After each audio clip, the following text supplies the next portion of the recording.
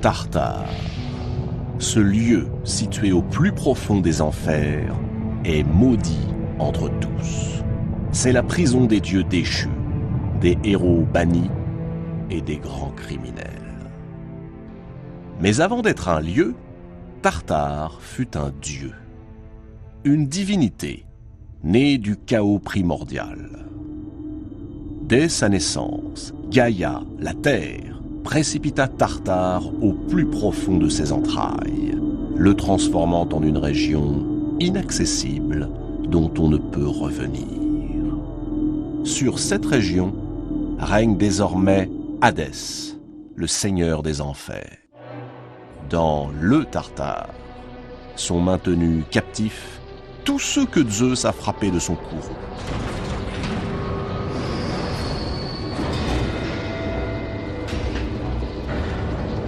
Autour d'eux se dresse une triple muraille d'airain. Aucune sortie possible, aucune raison d'espérer.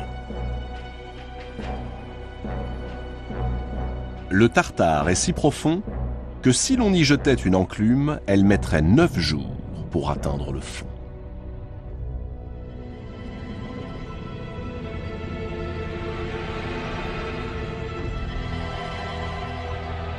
Quelque part, enveloppés dans des brumes de soufre, montent les cris des damnés. Ici, les fils d'Ouranos et de Gaïa, les titans, coupables de s'être révoltés contre Zeus. Plus loin, les géants. Se croyant invincibles en raison de leur taille monstrueuse, ils osèrent déclarer la guerre aux maîtres de l'Olympe.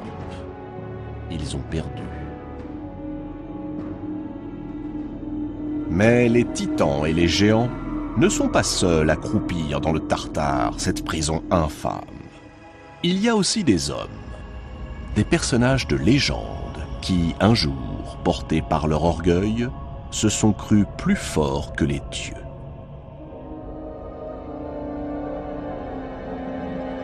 Le plus célèbre d'entre eux s'appelle Sisyphe. Sisyphe était le fils du dieu Éole, maître et régisseur des vents. Il est marié à l'une des 7 Pléiades, Mérope. Il appartient à cette lignée d'individus rusés qui trouvent toujours le moyen de tromper leurs semblables et même les dieux. Fondateur de la ville de Corinthe, Sisyphe a su développer dans sa cité le commerce et la navigation. Mais en dépit de cela, ou à cause du grand désordre que cela avait apporté, il est considéré par tous ses sujets comme un personnage peu fiable. Parmi ses très nombreuses richesses, Sisyphe possède un magnifique troupeau, tout aussi beau que celui de son voisin, Autolycos, le fils du dieu Hermès. Autolycos est passé maître dans l'art de voler. Son père lui a donné le pouvoir de métamorphoser toutes les bêtes qu'il dérobe, de donner des cornes à celles qui n'en ont pas, de rendre noires celles qui sont blanches, et inversement.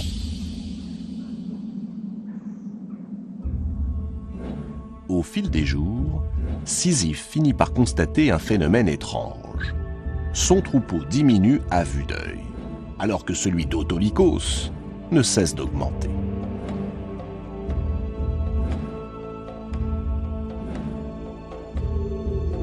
Il connaît la réputation d'Autolycos.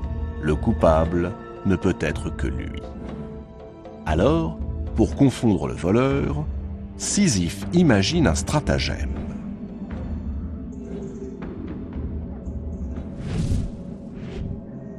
Une nuit, Autolycos emporte 10 bêtes de plus et repart.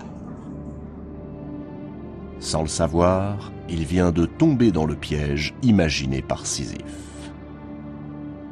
Dès l'aube, Sisyphe se présente devant Autolycos et il l'accuse de vol.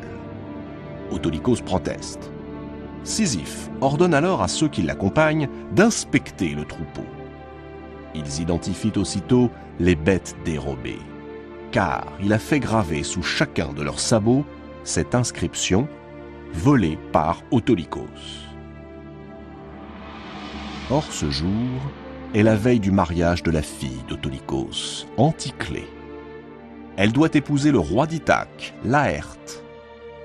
Sisyphe se dit qu'il tient là sa vengeance.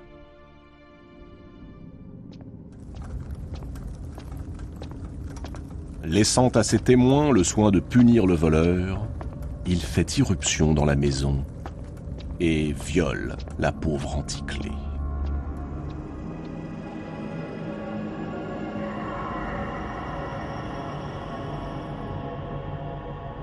Quelque temps plus tard, un enfant vient au monde, et on lui donne le nom d'Ulysse. Est-il le fils de Laërte ou de Sisyphe? Toujours est-il qu'Ulysse se montrera plus tard aussi rusé que Sisyphe lorsqu'il devra déjouer les 1000 obstacles qui jalonneront son odyssée.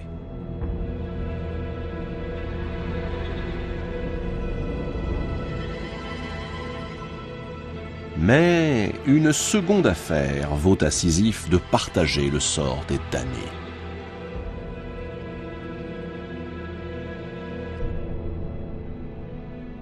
Zeus est un grand séducteur. Déesses ou mortelles, toutes les créatures féminines qui croisent sa route, consentantes ou pas, finissent par succomber à ses ardeurs. Le jour où il rencontre Égine, la jolie fille du dieu fleuve Asopos, une fois de plus, son cœur s'emballe.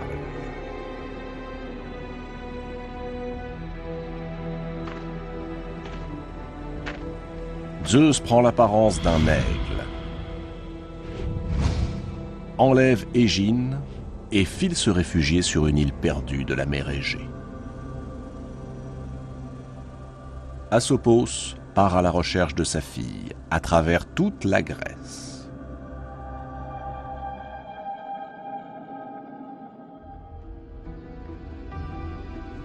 Au moment où Asopos va se résigner, Sisyphe l'interpelle du haut de la tour qui domine sa citadelle. Il a fait construire cet édifice pour voir arriver tous les voyageurs. Puis il les intercepte et les rançonne. Depuis son promontoire, Sisyphe a tout vu des manigances de Zeus. Il propose un marché au père éploré. Une source en échange du nom du ravisseur. Une source perpétuelle qui permettrait à Sisyphe d'irriguer les terres arides qui entourent Corinthe. Asopos accepte et fait aussitôt jaillir les eaux d'une fontaine. Alors, Sisyphe lance à la face du monde le nom du coupable, Zeus. Zeus n'a rien manqué de la scène. D'abord, le viol d'Anticlée, et maintenant cette dénonciation, un acte d'impiété qu'il ne peut tolérer. Il envoie à Sisyphe la plus désagréable visiteuse qui soit, Thanatos, la divinité de la mort.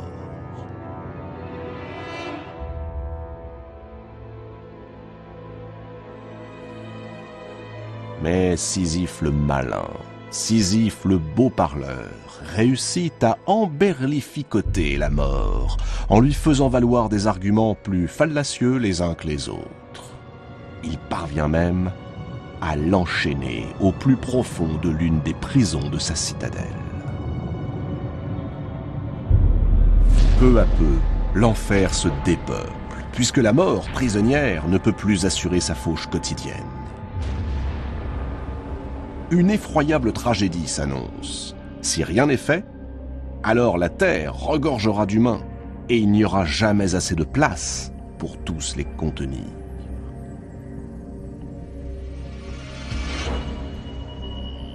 Il faut agir, et vite. Zeus est sans pitié. Il condamne Sisyphe à rejoindre les profondeurs du Tartare.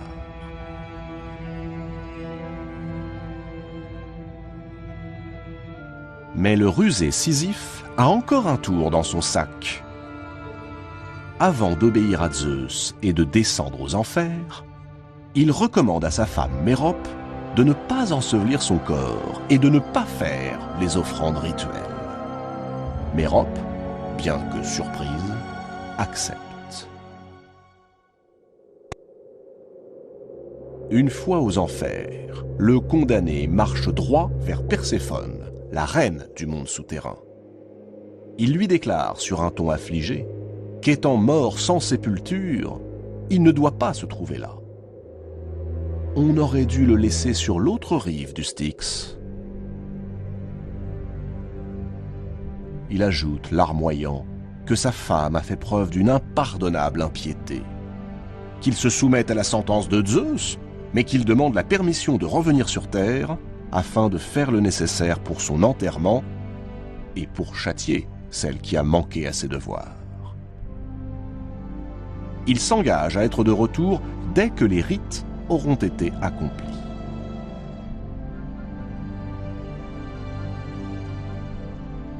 Perséphone donne son accord, à condition que Sisyphe promette d'être de retour sous 3 jours.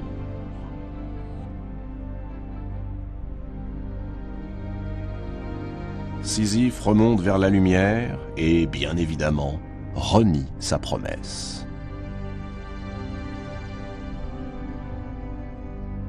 Cette fois, Zeus, exaspéré, foudroie Sisyphe.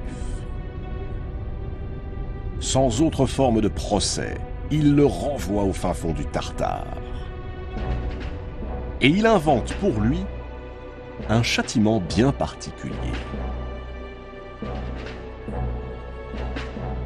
Il le condamne à faire rouler un énorme rocher jusqu'au sommet d'une colline. La tâche semble facile, mais... tout est à recommencer.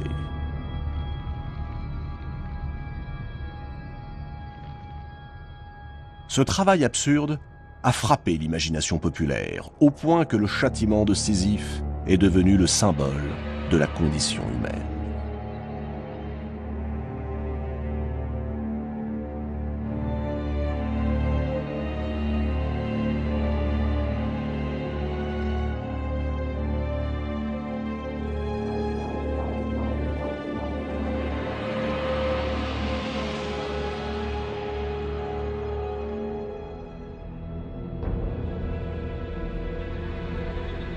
Dans le Tartare, appuyé sur son rocher, Sisyphe se console peut-être de savoir qu'il n'est pas seul.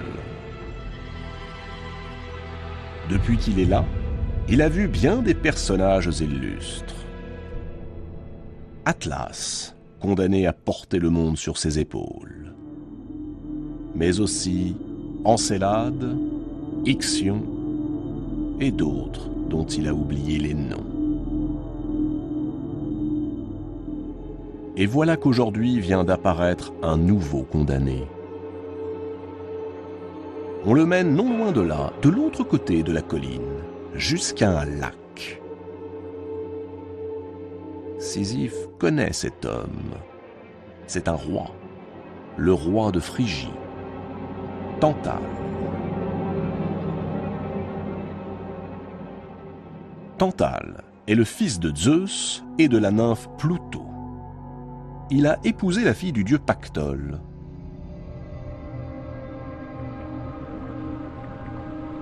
Pactole est un dieu fleuve, un fleuve rempli de pièces d'or depuis qu'un jour le roi Midas s'y est baigné.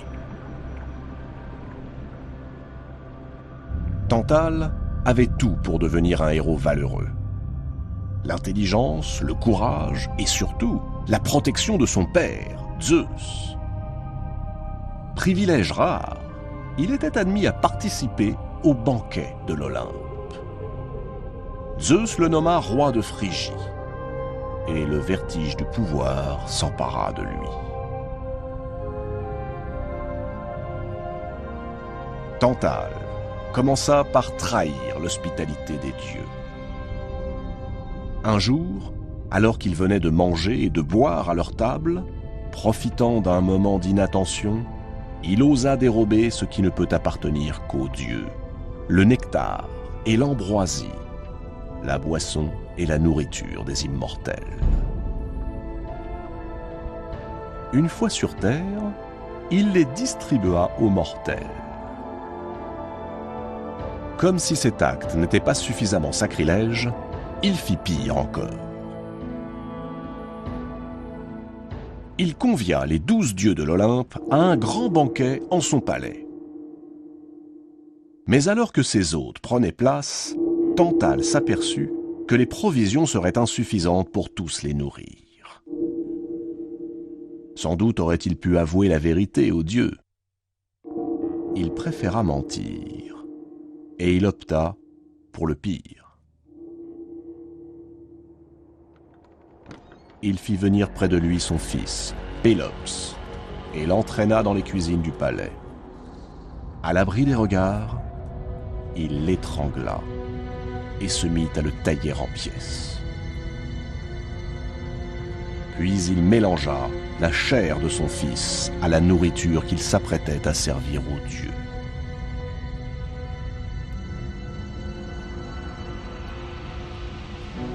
À peine ces derniers eurent-ils goûté au plat qu'ils furent saisis de dégoût et se détournèrent avec horreur.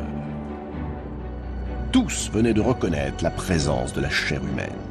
Tous, sauf la déesse Déméter. L'esprit préoccupé par la récente disparition de sa fille Perséphone, elle mangea machinalement un morceau de l'épaule de Pélops.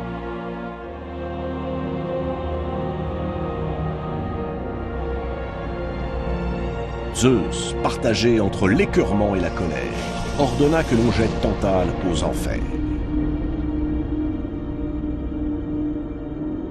Mais même cela lui parut insuffisant, car le lendemain, il décida que le meurtrier blasphémateur serait emmené sur la rive d'un lac au plus profond du Tartare.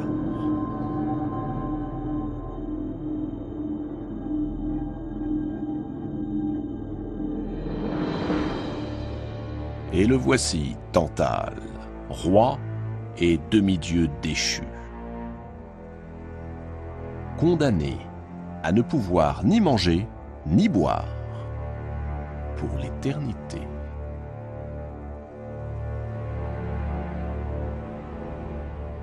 À sa droite, le fruit que porte un arbre sur la rive. C'est une belle poire, bien luisante, bien appétissante.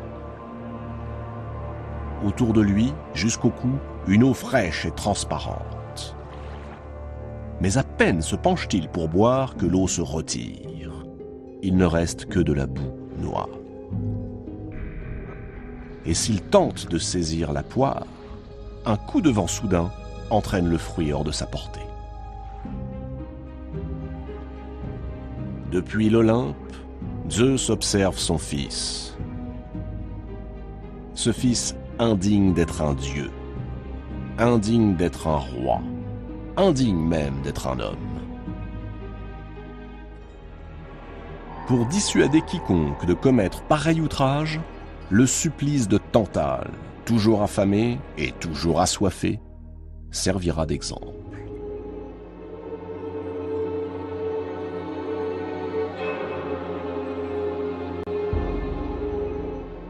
Si Zeus est redoutable dans le châtiment, il sait aussi se montrer magnanime. Il décide de ressusciter l'infortuné Pélops. Il charge Hermès de rassembler le corps démembré de l'enfant, de le faire bouillir dans un chaudron auquel il confère des vertus magiques. Ainsi, chaque parcelle du corps déchiqueté de Pélops reprendra vie.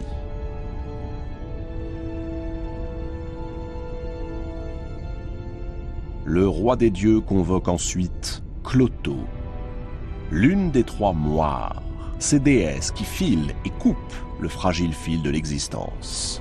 Et il lui donne pour mission de reconstituer le corps du jeune homme. Clotho a presque achevé son œuvre lorsqu'elle s'aperçoit qu'il manque un membre. L'épaule que Déméter a mangée par inadvertance. Alors, la déesse fabrique une épaule en ivoire et elle lui insuffle la vie.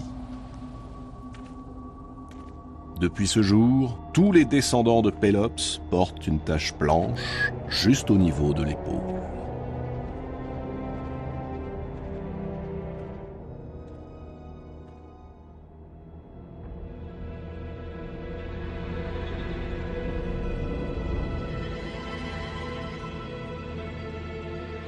À quelques pas de là, un autre criminel purge sa peine.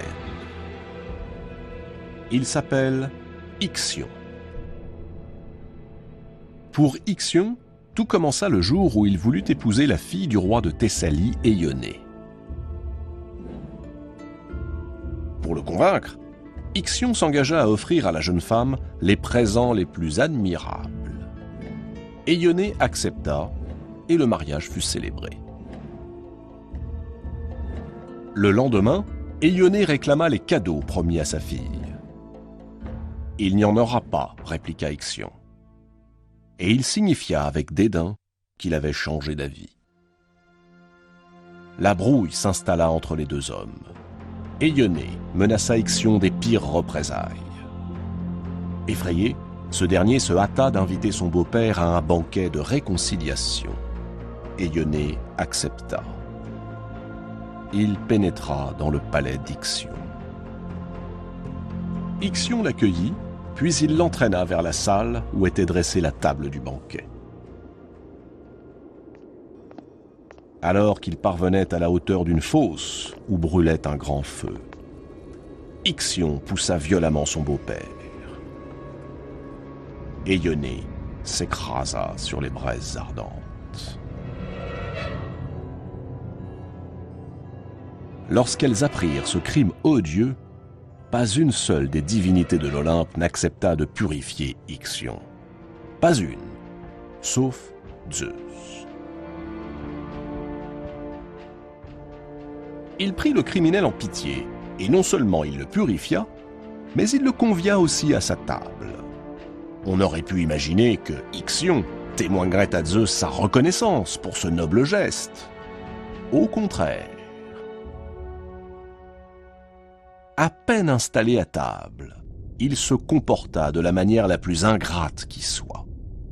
Il tenta de séduire Héra, la propre épouse de Zeus. Cette fois, Ixion avait dépassé les bornes.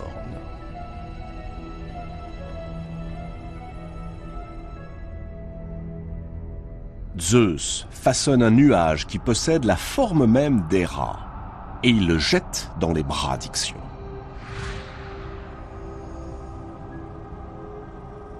Emporté par le désir, égaré par l'ivresse, Ixion ne se rend pas compte qu'il tient entre ses bras une créature illusoire, un double de Héra.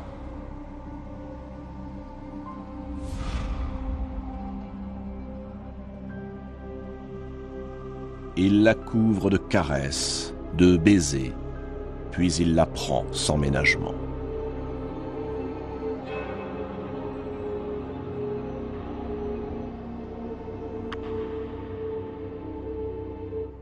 De cette union naîtra un être hybride, mi-homme, mi-cheval. On l'appellera Centaure. Alors que Ixion est persuadé qu'il a conquis le cœur de la reine de l'Olympe, Zeus met fin à ses ébats. Il s'empare d'Ixion et le précipite aux enfers. Là, il est attaché à une roue enflammée. Une roue qui tournera sur elle-même jusqu'à la fin des temps. Elle tourne toujours.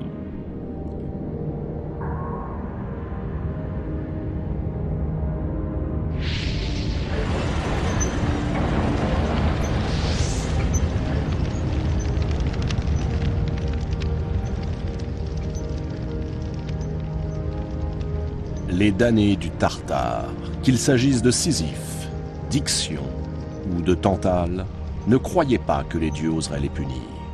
Ils ont commis des crimes plus atroces les uns que les autres, sans se soucier des conséquences. Mais s'il est une chose que les dieux ne supportent pas, c'est bien que de simples mortels s'imaginent invincibles.